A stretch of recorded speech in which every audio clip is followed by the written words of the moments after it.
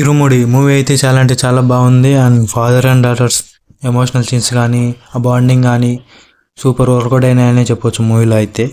ఇక second half fights అనే విషయానికి వస్తే సెకండ్ హాఫ్ మాత్రం వేరే లెవెల్. అసలు మూవీలో ఏదైనా ప్లస్ పాయింట్ ఉందనంటే సెకండ్ హాఫ్ ఇంకా ఒక పాయింట్ రివీల్ ఉంటుంది. ఆ పాయింట్ రివీల్ తర్వాత అయితే వేరే లెవెల్ ఉంటుంది మూవీ అయితే.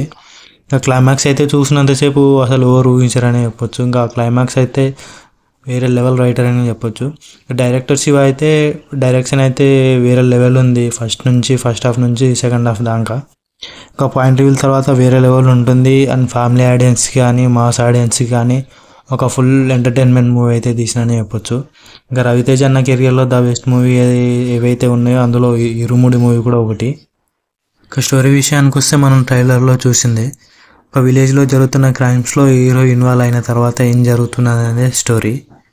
ఇంకా మూవీలో అయితే ట్విస్ట్లు చాలా థ్రిల్లింగ్గా అనిపిస్తాయి. చూసినంతసేపు అయితే వేరే లెవెల్ ఉంటాయి. ఇంకా సాంగ్స్ అయితే పర్లేదు, 1-2 సాంగ్స్ అంతంతనే. ఇంకా డివోషనల్ సాంగ్ ఒకటి మల్లెపూల పల్లకి అనే సాంగ్ అయితే పర్లేదు, బాగానే ఉందని చెప్పొచ్చు మూవీలో.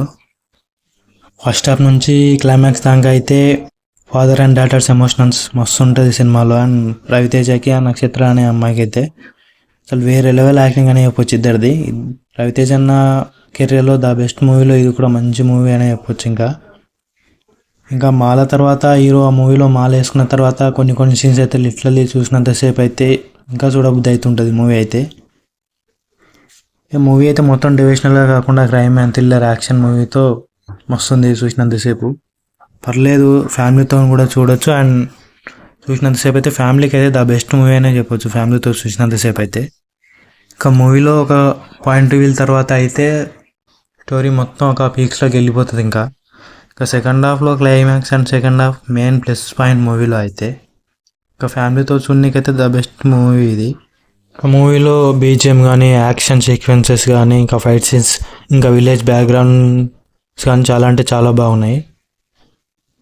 సో మూవీ అయితే పర్లేదు, ఫ్యామిలీతోని ఇంకా సోలో చూసినా అయితే సూపర్ ఉంది. క్లైమాక్స్ అయితే వేరే లెవెల్ ఉంటుంది మూవీలో.